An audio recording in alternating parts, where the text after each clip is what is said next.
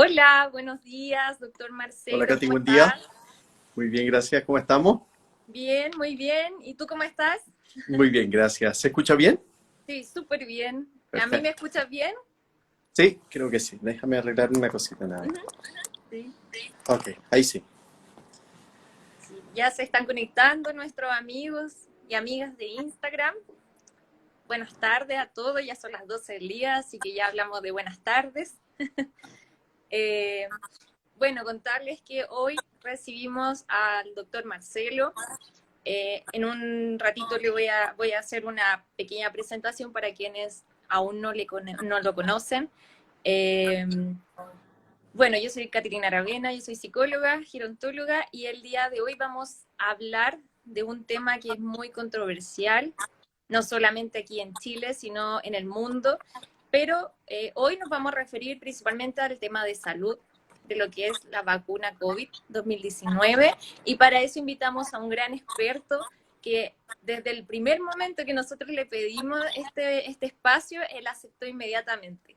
Así que acá está con nosotros el doctor Marcelo Blacud, él es geriatra, él trabaja en la Clínica Alemana de Santiago, también él es docente de la Facultad de Medicina de la Clínica Alemana, de la Universidad del Desarrollo.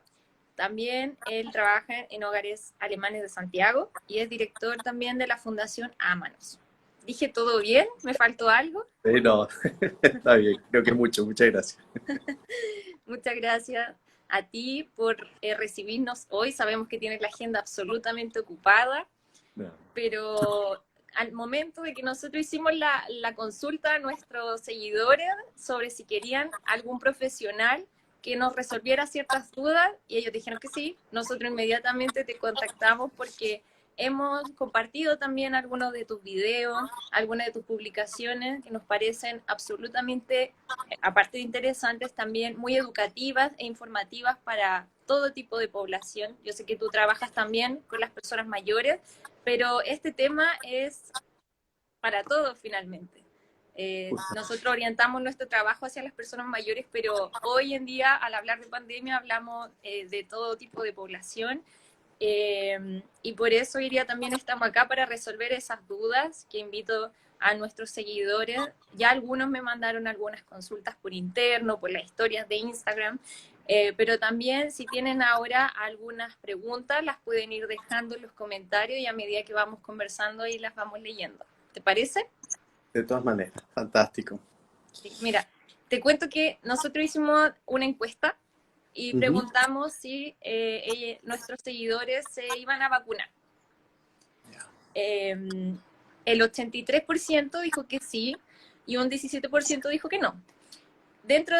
Después hicimos otra pregunta para saber que independientemente si se iban o no a vacunar, ¿qué opinaban sobre la vacuna COVID? Y nos llamó mucho la atención que muchas de las personas que sí se iban a vacunar, aún así tenían mucha incertidumbre sobre la vacuna, tenían muchas consultas, lo cual no les provocaba 100% de seguridad, pero de todas formas, por motivos personales, igual lo iban a hacer. A raíz de eso, nosotros pensamos que sería interesante responder esas incertidumbres para que las personas que deciden vacunarse lo hagan de una forma más consciente, también sabiendo lo que conlleva eso, y también tal vez personas que no quieran vacunarse puedan repensarlo bueno, ya tomada su decisión, ya cada uno es libre de hacer lo que quiera, ya que es una vacuna voluntaria, pero sí que no perdamos esta instancia de conocimiento y de salvar algunas dudas que nos pueden ir apareciendo. Claro que sí. Pucha, muchas gracias, Katy. La verdad que yo feliz de participar en esto. Más que todo, a ver, me mueve lo mismo que me mueve a ti y a todo tu grupo. Es un tema de protección, principalmente por la gente más vulnerable, que son las personas mayores.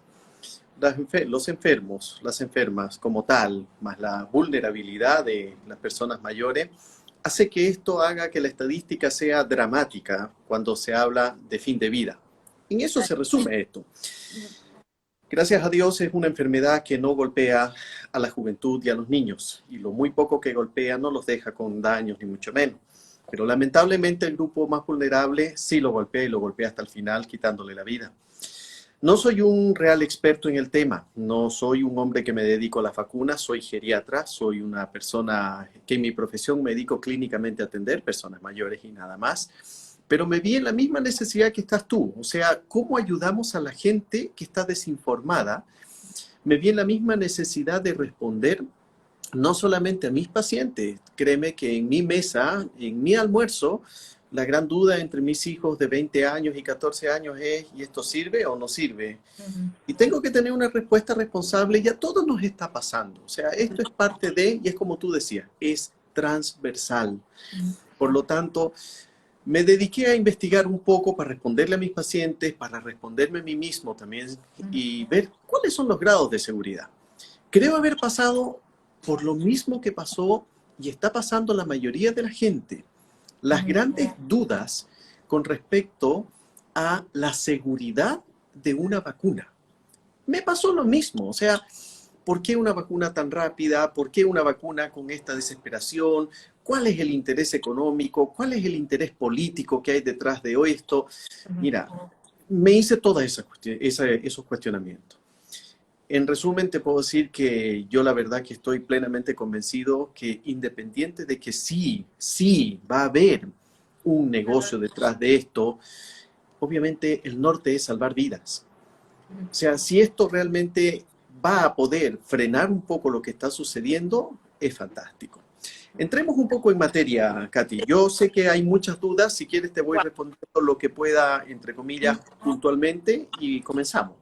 Sí, mira, las tengo ordenadas, algunas desde lo más como general a más específico. Perfecto. Muchas personas aún preguntan finalmente qué es el COVID. Ya después de un año de vivir con esta enfermedad, o sea, con esta pandemia, quieren saber qué es hoy el COVID, porque ya tenemos un poco más de información, la que teníamos hace un año, la que teníamos hace 6 meses. Entonces, para englobar y comenzar nuestro conversatorio, quería partir con esa pregunta, doctor. A ver, el COVID es una enfermedad como tal, pero que está representada por un virus. Los virus son seres vivos. No es algo inerte, ¿ok? Los virus son seres vivos. Cualquier cosa que exista en nuestro planeta con capacidad de reproducirse es un ser vivo. Las piedras no se reproducen, crecen, se parten, pero los virus, al igual que las bacterias, se reproducen. Miles y millones de virus con los que vivimos y convivimos. Millones de virus que no nos enferman y que están en el ambiente y que son capaces de matar muchos animales cuando hay epidemias en los animales. Bueno, el ser humano, como tal, también es vulnerable a un determinado grupo de virus. Y aparece este virus que normalmente vivía entre animales y tras que se rompe un hábito cultural, así es como está demostrado ya científicamente, no es como para seguir cuestionándose si fue creado en un laboratorio, si es una guerra química, está recontra demostrado, Katy, que esto ha sido una transgresión a el perfil de transición donde habitaba un virus. Comienza el humano en una mala práctica, una buena práctica, me da lo mismo, es cultural, ingiere un tipo de animales y se traspasa al ser humano. Así fue como llegó y se convirtió prácticamente en lo que es una pandemia. Es un virus, es una enfermedad y que nos está afectando, a unos más, a otros menos. Muchas gracias. Bueno, la segunda pregunta ya es más específica a las vacunas. ¿Cuáles son las vacunas que tenemos en Chile y cuál es su eficacia comprobada? Creo que es importante primero aclarar qué es eficacia, porque la gente jura que al colocarse una vacuna está totalmente inmune y que en el fondo no va a tener la enfermedad. No es así, que quede bien claro. Las vacunas lo que buscan en general es evitar el desastre mayor que produce una enfermedad, que es la muerte o la discapacidad. Por ejemplo, la poliomielitis. Lo que menos queríamos era ver más niños que quedaban prácticamente con parálisis y todo. Bueno, todo eso desaparece. Pero además se morían con la poliomielitis. Cuando la poliomielitis agarraba los músculos del tórax, los pacientes se morían en insuficiencia respiratoria. Lo que hizo la vacuna en ese sentido fue evitar que los pacientes llegaran a la muerte y después evitar que se contagiaran y que quedaran con secuelas. En este caso, cuando hablamos de eficacia de las vacunas, es cómo evitamos la gravedad y la muerte. Quiero hacer la analogía, que es lo mismo que sucede con la vacuna de la influenza. La vacuna de la influenza no evita la influenza. Todos nos colocamos la antiinfluenza todos los años. Sí. Igual nos da, pero menos intenso. ¿Qué es entonces lo que logra la vacuna? Lo que logra la vacuna es evitar la hospitalización y la mortalidad de esta enfermedad. Entonces, en estricto rigor, ¿qué es lo que estamos buscando con el COVID? Lo mismo. Estamos evitando que nos dé una enfermedad grave o que nos mate. Eso es eficacia. Entonces, cuando aparece una tabla de 50% de eficacia, 60%, no. Depende del grupo al cual tú estás midiendo. Entonces, si obviamente yo agarro niños o muchachos de 25, 30 años que les da suave, el 50% no le va a dar y otro 50% probablemente le dé y le va a dar suave. Ah, entonces tiene una eficacia de 50%. No.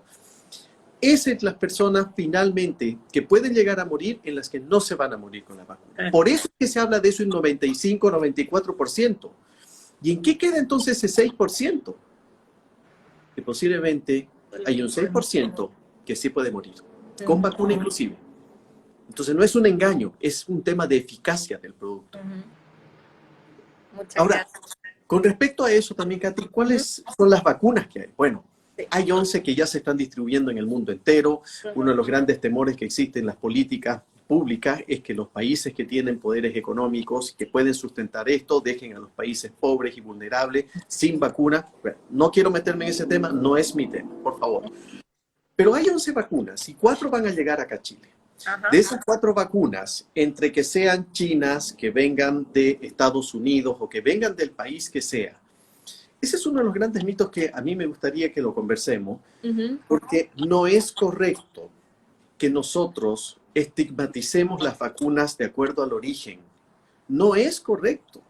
O sea, todas las vacunas, por mucho que vengan de China, que vengan de Estados Unidos o de Europa, están siendo supervisadas en el mundo entero, monitorizadas permanentemente. Cada vez que hay una reacción alérgica en un brazo, cada vez que hay una reacción severa que puede llegar hasta un shock anafiláctico a una persona, se está reportando.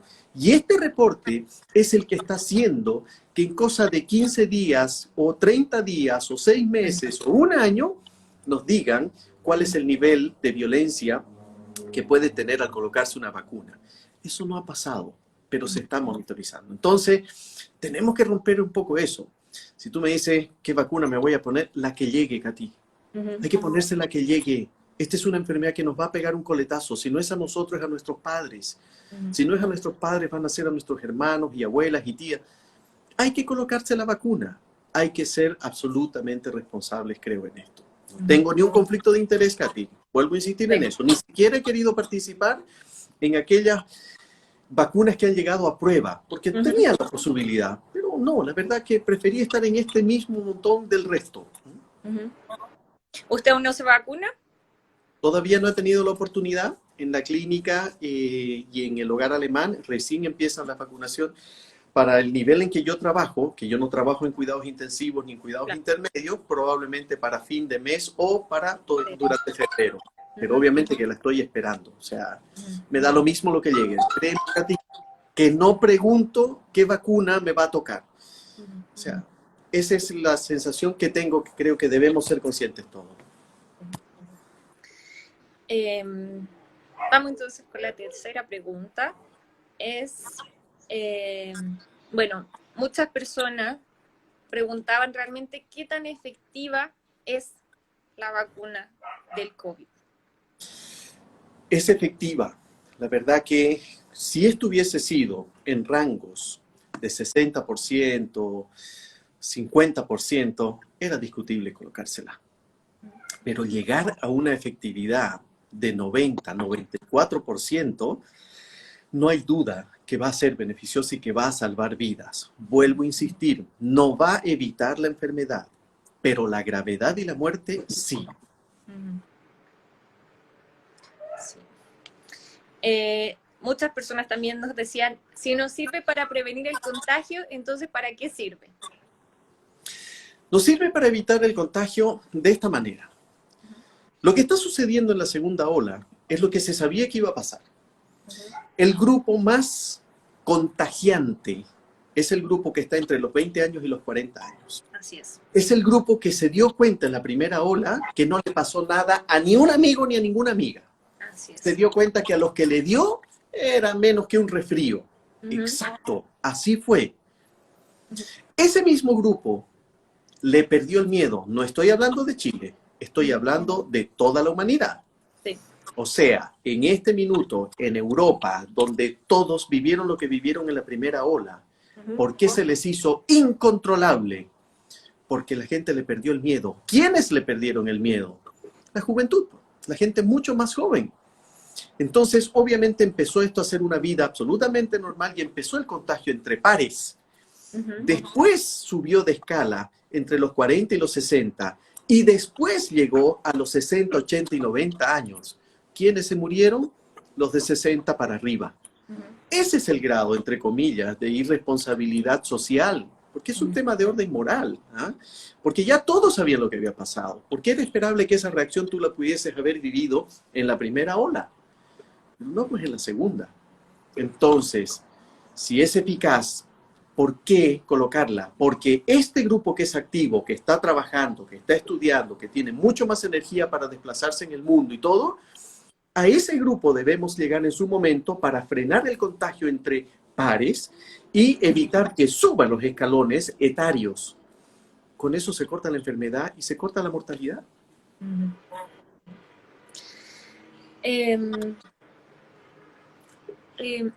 Ay.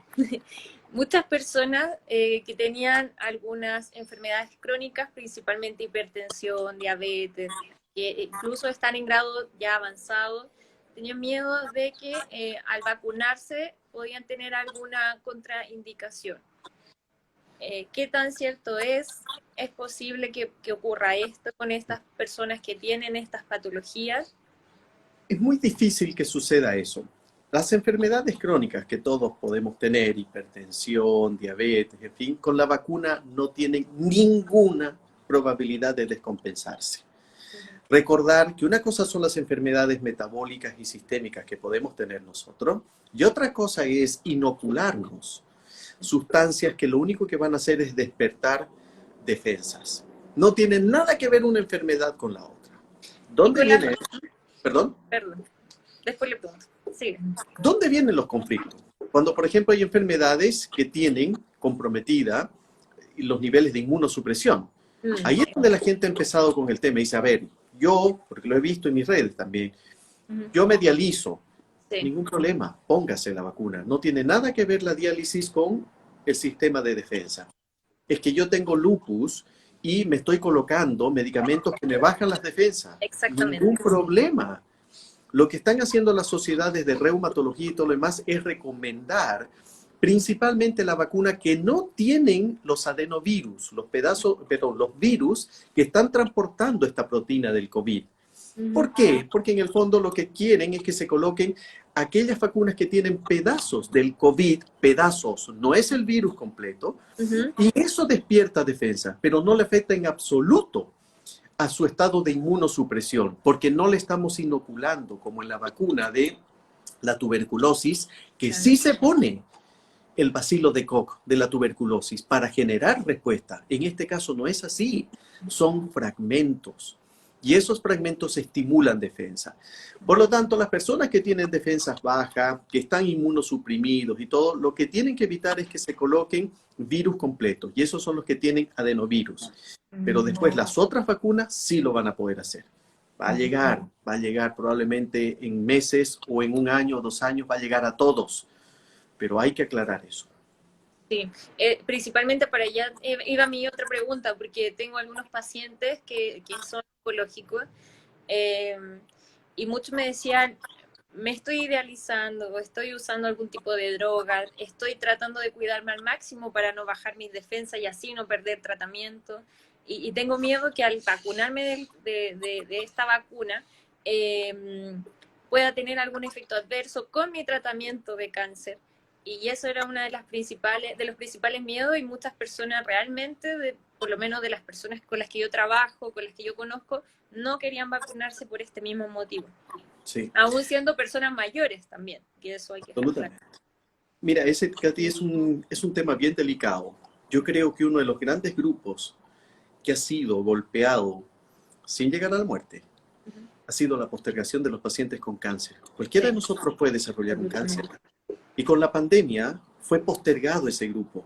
Sí. No quimioterapias, no radioterapias, no nada. ¿Y qué fue lo que hizo? Fue simplemente que avanzaran sus enfermedades a otra etapa. Lo encuentro tremendamente injusto. En ese grupo, si sus oncólogos sugieren colocarse, tienen que colocarse. Porque mientras más rápido puedan despertar defensas para poder entrar a un hospital cuando pasen las olas grandes, tienen que tener defensas para poder someterse a los tratamientos que corresponden de su cáncer, porque al final nosotros teniendo un cáncer tenemos probabilidad de morirnos por el cáncer y ya no por el COVID. Pero ¿qué puede suceder? Puede suceder que en un estadio en el cual tenemos cáncer, estamos bajo quimioterapias, con bajas defensas, muy débiles, y nos vamos poniendo más frágiles. En geriatría este es un tema, tú lo sabes, la fragilidad. Esa fragilidad, obviamente al ponernos la vacuna puede ser que nos derrumbe. ¿Por qué? Y en esto quiero ser bien claro. La experiencia mundial hasta acá, en menos de un mes de vacuna, no, un poco más de un mes de vacuna, es que hay muchos pacientes que desarrollan fiebre, que tienen dolores musculares, que tienen dolor articular, cefalea. Hay otros que los bota a la cama de tan mal que los deja. No los mata. Los decae durante un día o 2 días. A otros le duran horas. Eso es lo que la gente tiene temor, que en ese momento de fragilidad te pueda derrumbar. Sabemos que puede suceder, pero probablemente va a ser el costo de despertar defensas en el organismo para poder dar la lucha al cáncer más adelante. No se ha visto ninguna contraindicación todavía. Yo sé que sigue siendo un riesgo, que falta todavía un poco de tiempo, pero cuando estamos metidos con un cáncer en el cuerpo, ese no para. Ese avanza y avanza hasta que llega a distintas etapas y se pone más frágil el cuerpo. Entonces, alguien va a tener que sopesar esto, y esto es creo que es una responsabilidad compartida entre el paciente y los doctores. Va a tener que ser conversado, Katy, porque si yo veo que a mí el cáncer me va a matar, escucha, el dilema ético, ¿dejo que me mate el virus o dejo que me mate el cáncer? ¿O doy la pelea para los dos? Porque al final, como cualquier ser humano, queremos dar la pelea para las dos cosas. Vacúname al precio que sea, porque quiero dar la pelea del cáncer. Pero si no estoy vacunado, probablemente no me van a dejar entrar a un hospital donde esté la mitad de los hospitalizados con COVID. ¿Se entiende, no es cierto? Sí. Sí. Muchas gracias, doctor, porque yo trabajo con personas, soy psico-oncológica, trabajo con la psico-oncología, y muchas veces no contamos con las herramientas para...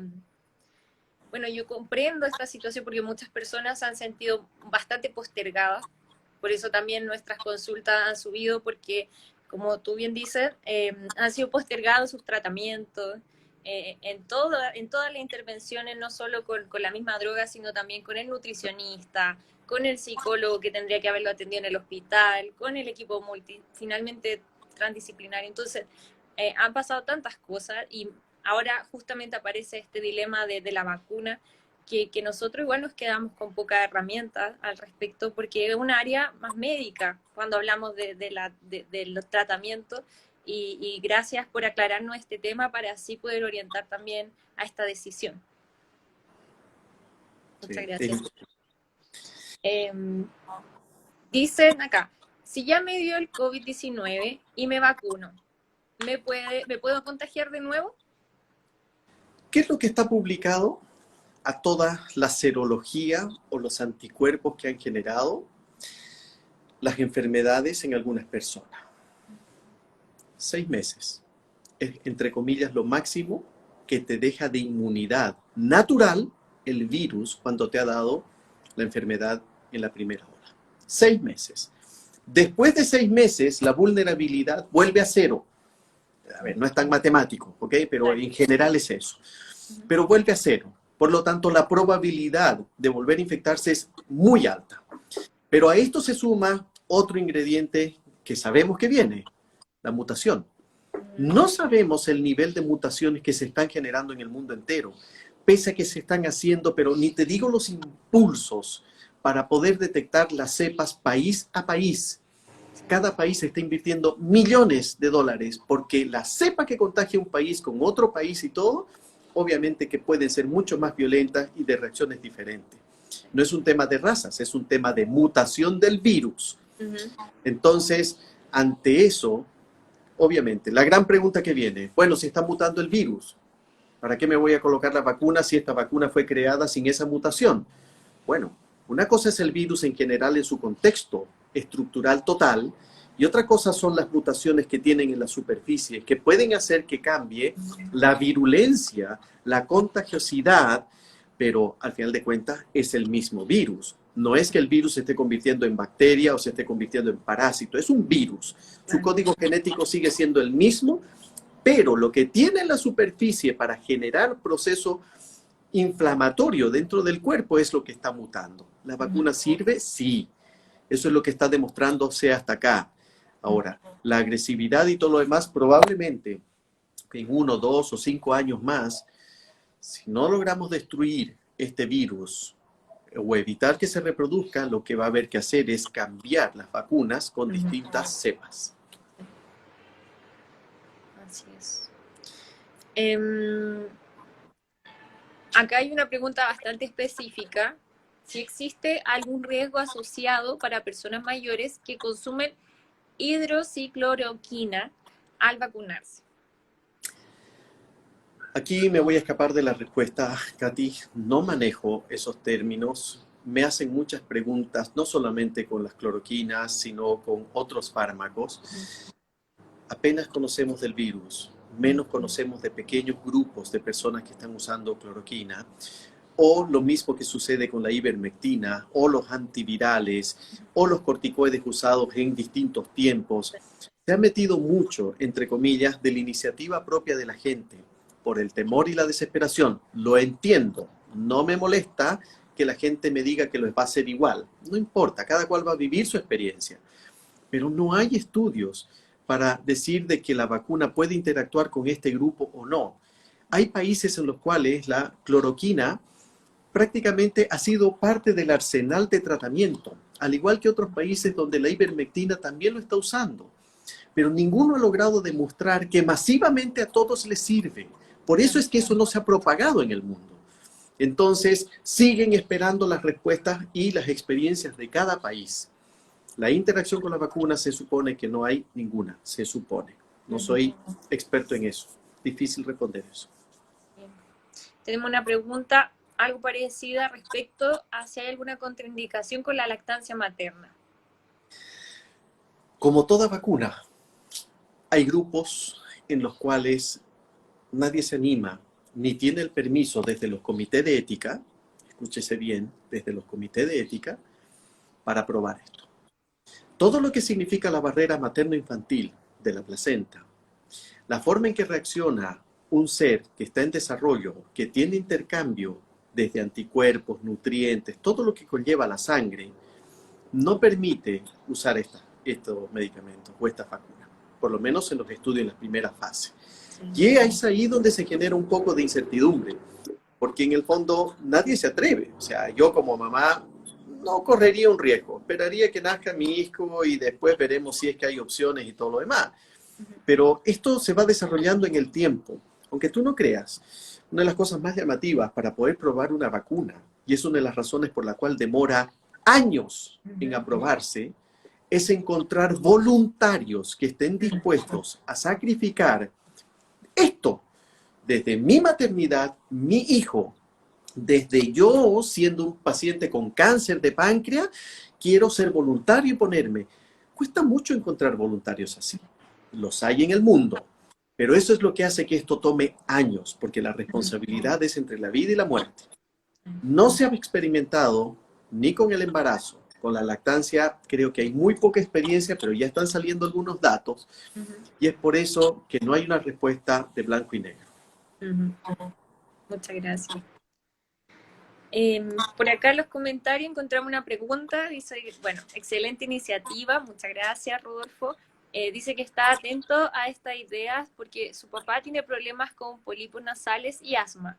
¿Será que la vacuna es un riesgo? ¿Dónde puedo hallar esa información? Saludos y muchas gracias. Ningún riesgo. La verdad que mientras no existan reacciones graves, principalmente dos elementos, Katy.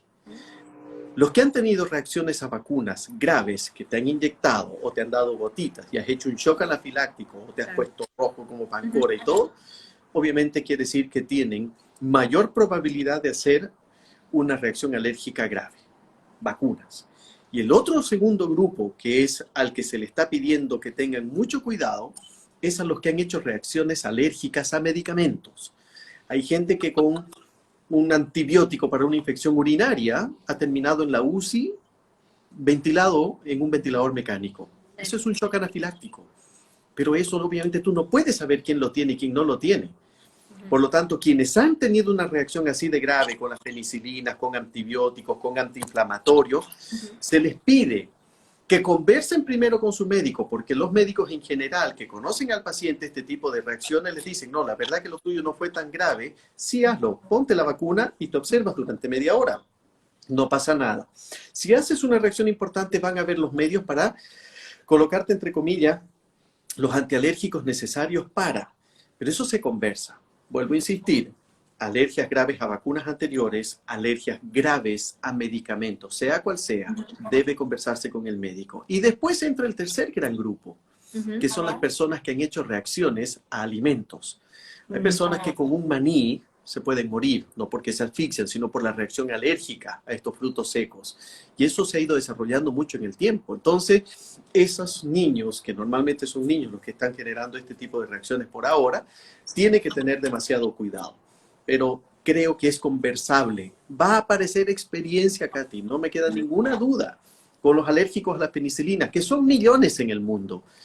Y son millones, y ellos también están en la gran duda. Pero si no han tenido una reacción grave y todo, la vacuna no debiera. Pues no es lo mismo. Simplemente es el temor de que su cuerpo reaccione en forma inesperada, en una forma desproporcionada. Ese es el temor. Acá aparecieron dos preguntas más. Solo hay contraindicación con Hola, hay contraindicación con personas mayores que usan anticoagulantes a permanencia por anterior step. No, se supone que no hay. Lo que sí puede suceder, y esto está ya descrito en algunas normas, recordar que esta es una vacuna intramuscular. Esto no se coloca debajo de la piel en el tejido graso, entra al músculo. Es una dosis muy pequeñita, pero entra al músculo. Cuando una inyección entra al músculo y el paciente está tomando anticoagulantes, no estoy hablando de los antiagregantes como el clopidogrel o la aspirina, estoy hablando de anticoagulantes, warfarina, Coumadin y otros nuevos anticoagulantes que no quiero mencionar para no contaminar la entrevista. Pueden generarse pequeños hematomas en el músculo que se punciona.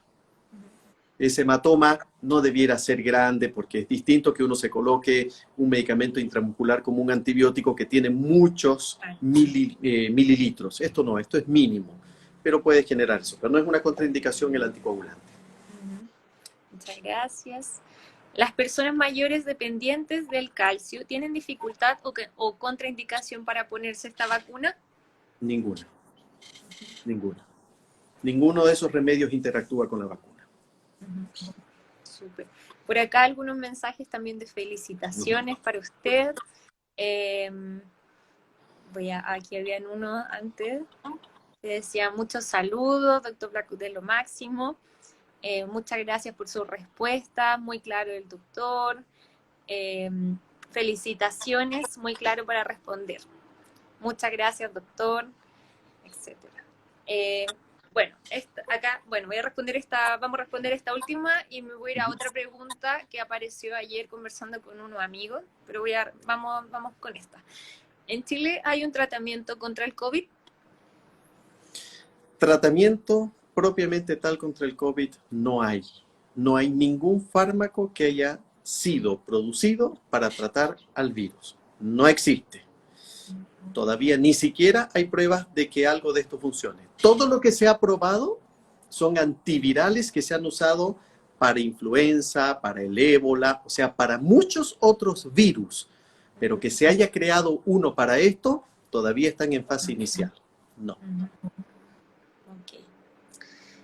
Bueno, como te contaba, hablábamos ayer con unos amigos que son del área de la biomatemática, que están insertos en eso, y nos comentaban que hay algunos estudios preliminares de modelos de vacunación que indican algunos posibles efectos adversos de la vacunación, como por ejemplo que individuos vacunados puedan no quedar inmunes, lo cual implica que puedan contagiarse y contagiar a los demás.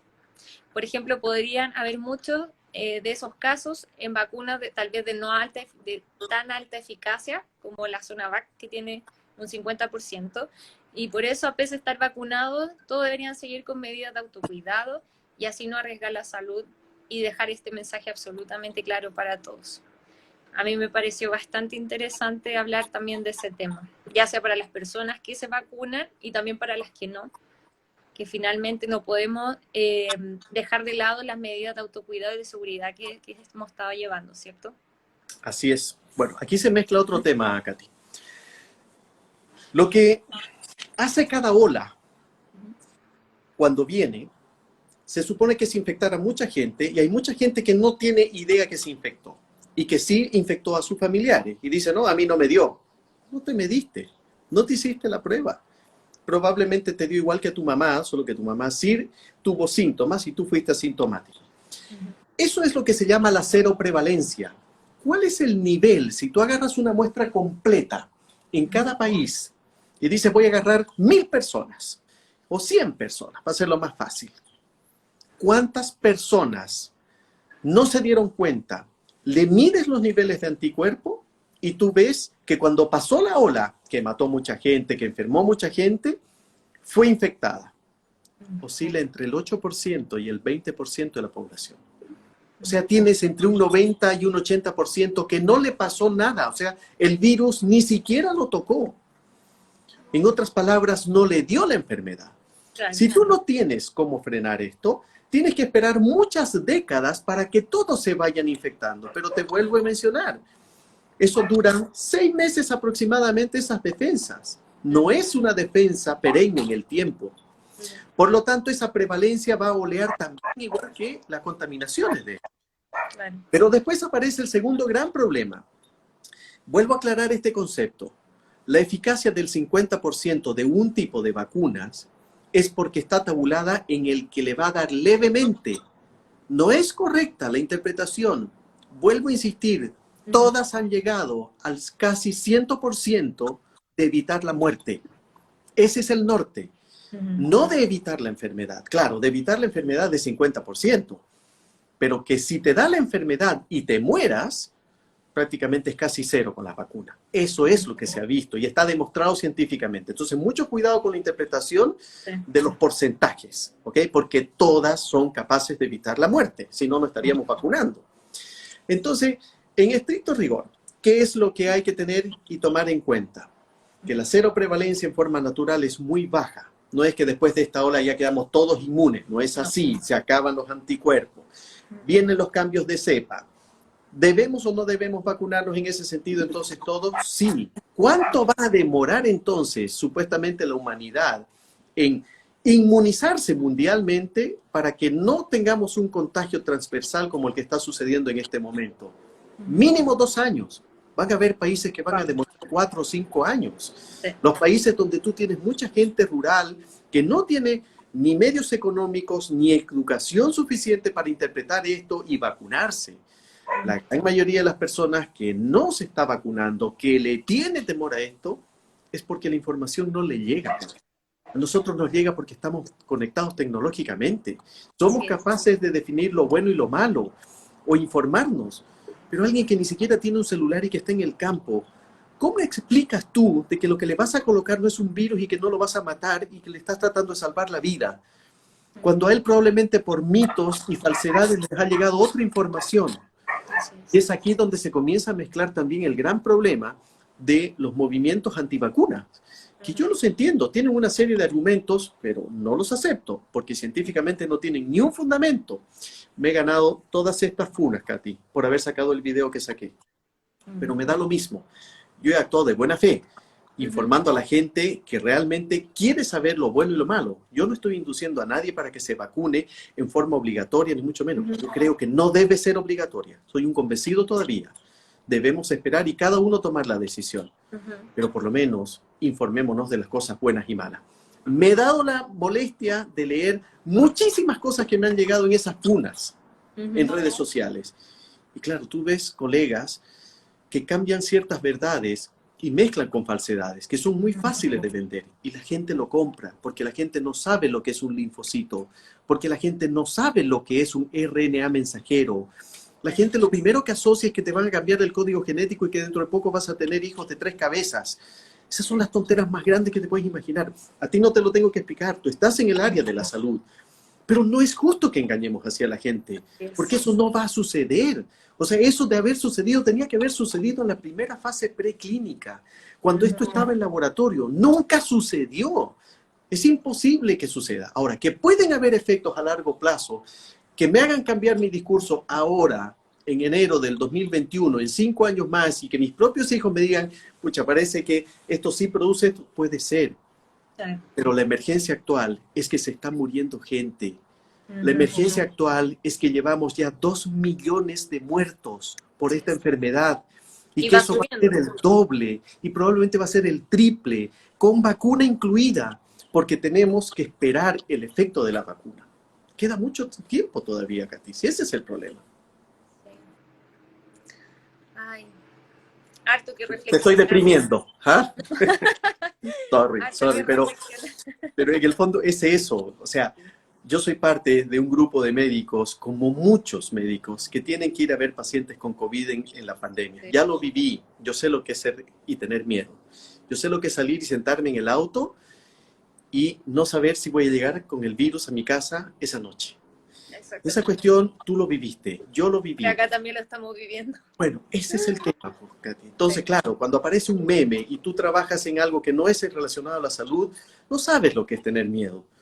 Pero yo tengo hijos que dependen de mí, no solamente de su futuro económico, sino de su futuro valórico, todo lo que tú quieras, todo lo que uno quiere con sus hijos. Y tener que ir a exponerte allá. ¿Por qué? Cuando yo me puedo quedar en mi casa. Yo podría pasar una pandemia, entre comillas, austeramente, y quedarme en la casa. ¿Por qué siguen muriendo profesionales de la salud, enfermeras, médicos, doctoras? Auxiliares. Es el tema. O sea, es un tema que engloba mucho más allá que la vacuna. Es el impacto mundial que está teniendo ver cómo se mueren en cada país cientos de personas o miles de personas. Es que nadie ha cachado esta cuestión. No sé. Es un tema. Es un gran tema. Y también principalmente ligado a las personas mayores, y acá es donde nosotros queremos hacer un punto. Claro, hay muchas personas mayores que están fragilizadas desde ya hace tiempo porque están con alguna enfermedad crónica que ya viene hace bastante tiempo. Hay otras personas mayores que no tienen grandes enfermedades crónicas, pero aún así están dentro de la población de riesgo. Sí, yo creo que sí. A ver, me tocó vivir una experiencia en uno de los lugares donde trabajo.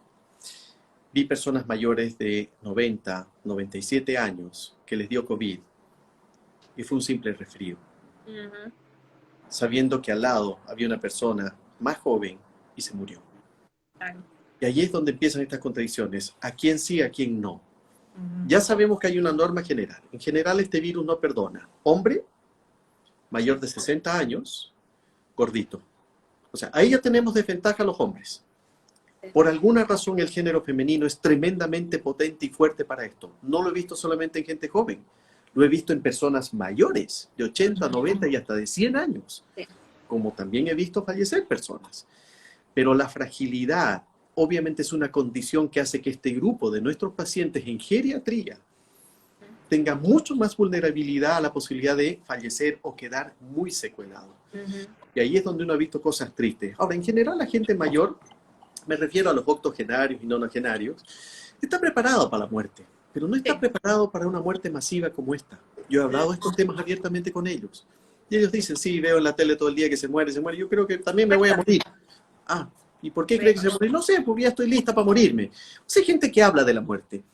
Una persona de 40 o 50 años, la gente no habla de la muerte en una mesa.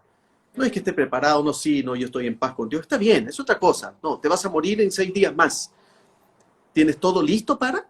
Bueno, ahí empiezan estos dilemas.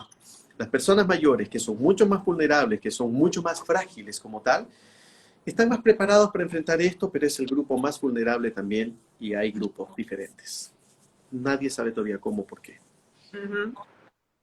Entonces, hay mucha heterogeneidad también dentro de este grupo. Total. Yo hasta el día de hoy no sé quién sí, quién no. Me ha tocado así estar frente a estos pacientes que tú ves 5 o 6 pacientes al mismo tiempo, todos de 80 años para arriba, y tú dices, de todos estos, ¿quién va a fallecer? Y no sabes, al final del camino, tú pensaste que fulano, que lo veías más frágil y todo lo demás, sale caminando, Katy. Y el otro, el fortacho, que todo lo demás, se queda en el camino. ¿Qué hay adentro? Bueno, todo eso es lo que está investigando la medicina actualmente y está haciendo todos los estudios posibles, todo. Bueno, vamos a leer los últimos comentarios acá. La mayoría son de felicitaciones, doctor. Bueno, Paula aquí nos dice felicitaciones. La Fundación Ámanos, salud, doctor Blackwood. Lo felicitamos desde Ámanos. Buena instancia de participación. Muchas gracias. Muy aclaratoria la entrevista. Estefanía nos dice. El proyecto Gerocultura, gracias Viaje Activa Chile. Y doctor invitado, saludos desde Panamá, aquí informándonos. También más arriba nos saludan desde Venezuela. Mayor Ocupación nos dice muchas gracias por la iniciativa, nos sirvió mucho para despejar dudas. Acá gracias, saludos desde Puebla y muchas manitos aplaudiendo en general. Y muy bien, doctor Blackwood, no a las teorías conspirativas, sí al conocimiento y a la ciencia. Todo nuestro apoyo a la información certera, confiable y con base científica desde la Fundación Ámanos. Andrea nos dice excelente apreciación, doctor, y muy válida. Todos los que no pertenecemos al área de la salud tenemos derecho a saber y entenderlo todo. Gracias a ambos por esta entrevista tan clara. Muchas gracias.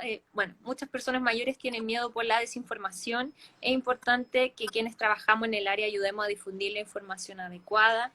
Así es, porque muchas personas también no solo sufren con esto de la incertidumbre del COVID, también con muchos estereotipos y muchos maltratos que han sufrido también desde la desinformación del resto, principalmente de poblaciones que son más jóvenes, incluso desde los medios de comunicación. Entonces, ahí es donde tenemos que estar súper atentos. Muchas gracias por acá. Y dice, los médicos requieren salir a educar a la ciudadanía. Buenos datos, muchas gracias. Sí, yo creo que en eso, creo que los médicos estamos en deuda. Yo también me lo cuestioné, Katia. Me cuestioné mucho el tirarme en redes sociales con este tema, porque mi tema es la geriatría. No tengo nada que estar hablando aquí del virus y no soy virólogo, ni mucho menos. Pero también me di cuenta que las mismas preguntas que yo tenía como ser humano las tienen mis pacientes que no son médicos. Entonces, uno hace al final esto por un acto moral. Aquí no hay ninguna ganancia de nada. O sea, esa cuestión es así de clara. ¿Cuál es la respuesta, entre comillas, de la gente de la salud, Katy? Y eso tú lo sabes. Es el temor de que esto tenga un viraje distinto. Sí. Bueno, es un riesgo. Credibilidad. Pero si te estás muriendo en el precipicio que está a 1 metro de distancia, o sea, no tienes otra salida, estás en un callejón sin salida. Yo también creo que los médicos, los doctores, las doctoras debieran, entre comillas, exponerse un poco más y jugársela por ellos. Creo que vale la pena. Si no son ellos porque les da temor, yo entiendo. Probablemente yo soy un poco más arriesgado y tal vez imprudente. Bueno, me juzgará la historia y fue un poco el permiso que le pedí a mis hijos y a mi señora para poder salir en redes sociales con este tema. Porque sabíamos lo que iba a suceder. Sí. Pero en el fondo, las sociedades científicas de cada especialidad sí tienen que dar una postura.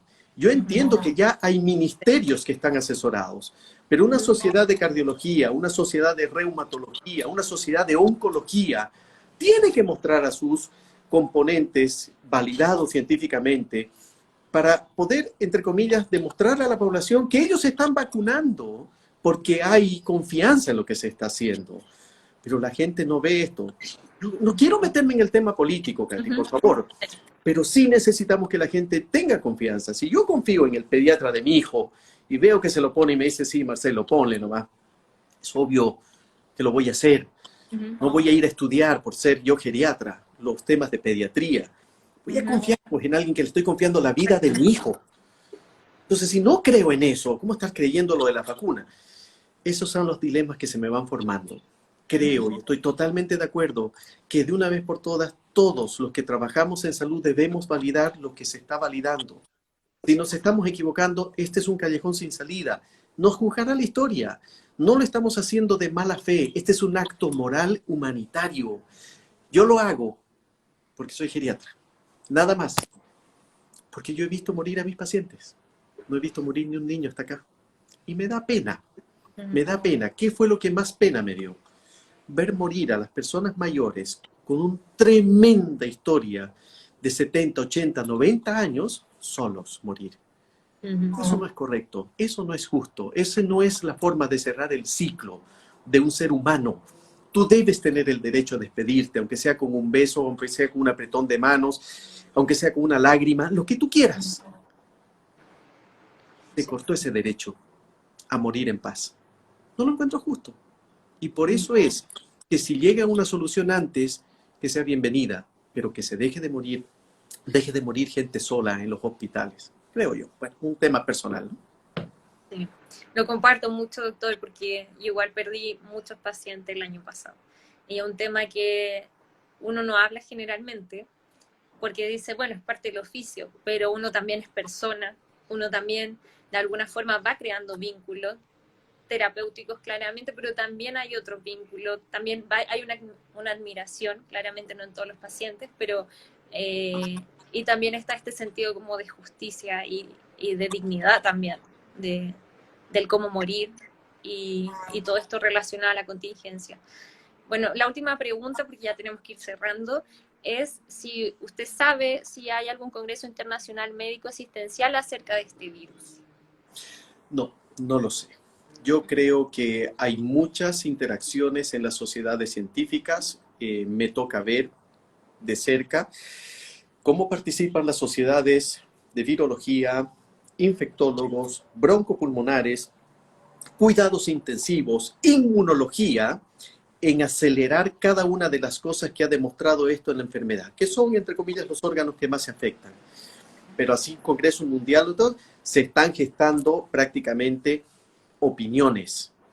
En medicina hay un gran problema, pero que es un problema bueno de tener. Se tiene que demostrar con números lo que uno dice. Esto no puede ser con impresionismo, no es que me tinca. En medicina no hay tincadas. Muchas veces puede ser que se llegue a eso. Pero primero evidencia, ¿cuánto sirve? ¿Cuánto sirvió? ¿A quién le hizo daño? ¿Cómo hizo daño? Pasa por los comités de ética. Comités de ética van a decir, oye, esto no es lógico, si esto es lógico, sigamos o no sigamos. Hay muchas fuentes de validación, pero no ha habido tiempo para hacer congresos mundiales con respecto a esto, pero sí ha habido mucho tiempo de especialistas que se están juntando en el día a día, comunicados a través de estas redes sociales y todo, hablando del tema y compartiendo experiencia.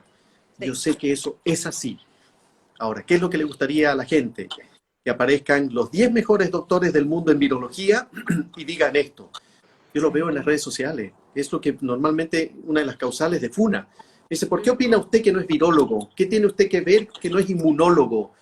Bueno, simplemente estoy cometiendo un acto, entre comillas, humanitario de transmitir lo que estoy leyendo porque yo sí entiendo lo que ellos dicen como médico. Ahora, no me estoy, o por lo menos trato de no equivocarme en la interpretación, pero hay gente que está opinando, pero no es gente que está saliendo en la televisión y todo.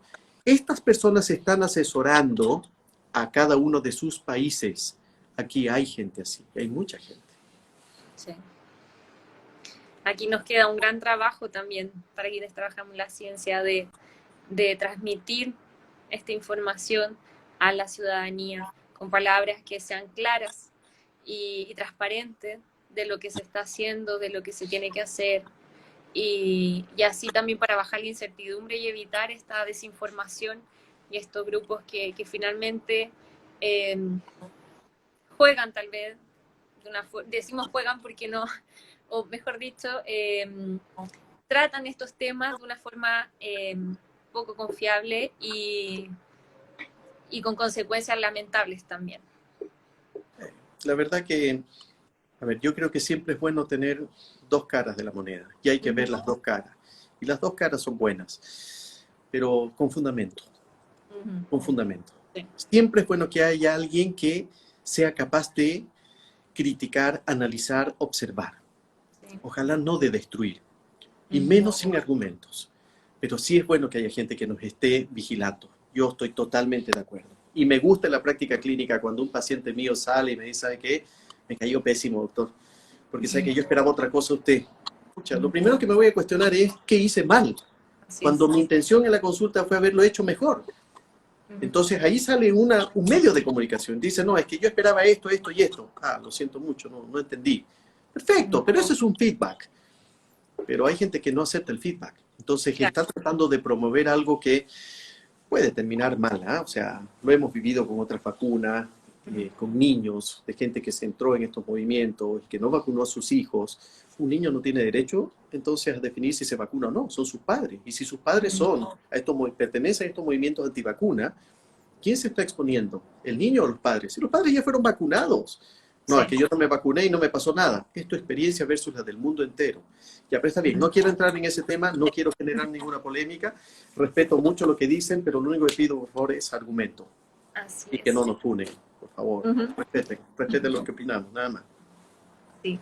Bueno, para ir cerrando como VG Activa, recordamos que la vacunación es un tema voluntario, sin embargo, no podemos olvidar estas medidas que hemos estado usando, estas medidas sanitarias, que nos han acompañado durante ya todo un año y que no nos van a dejar, porque es generalmente la mejor forma también para prevenir esta enfermedad, que es el uso de mascarillas, el lavado frecuente de manos, el distanciamiento físico. Por favor, no olvidemos alguna de estas medidas, o sea, todas, no las olvidemos porque esto es lo que nos ha salvado. Si usted aún no se ha contagiado de coronavirus, de COVID, esto es probablemente el porqué. Y esto nos va a acompañar, ya no acompaña, por ejemplo, el tema de estornudar y taparse con el antebrazo, desde el invierno pasado que ya estamos con esta medida. Y nos va a seguir acompañando en un futuro. Por favor, no se descuide con estas medidas y decida lo que usted crea de forma más consciente y también de una forma solidaria y también pensando en el resto sobre si se va a vacunar o no. Eso es totalmente el mensaje que podemos dar en este momento. Es el mensaje más importante. No es la vacuna, son las medidas de mitigación. Así ha sobrevivido mucha gente. Lavado de manos, mascarilla permanentemente, no tocarse la mascarilla, no tocarse los ojos, la boca y la nariz sin haberse lavado las manos. Distancia, son 2 metros. El que canta está emitiendo virus hasta 2,5 metros. El que grita es lo mismo. Medidas de mitigación son el éxito. No van a ser las vacunas solamente. Eso es a largo plazo. Plenamente de acuerdo contigo, Katy. Muchísimas gracias. Gracias, doctor. Muchas gracias por esta entrevista, por compartir con nosotros. Esperamos vernos más adelante, ojalá hablando de otros temas, ojalá con algunas noticias más positivas también del mismo COVID-19. Muchas gracias por este espacio, también a nuestros seguidores. Este video va a quedar también en las páginas de VG Activa en el Instagram, pero también lo vamos a subir a YouTube. Y ahí también el doctor tiene todo el derecho también de poder masificarlo, compartirlo, como usted también así lo desea. Muchas gracias. Muchas gracias. Un fin de semana. Gracias. A cuidarnos harto. Muchas gracias. Que esté muy bien. Cuídense. Gracias. Chao. Adiós. Adiós.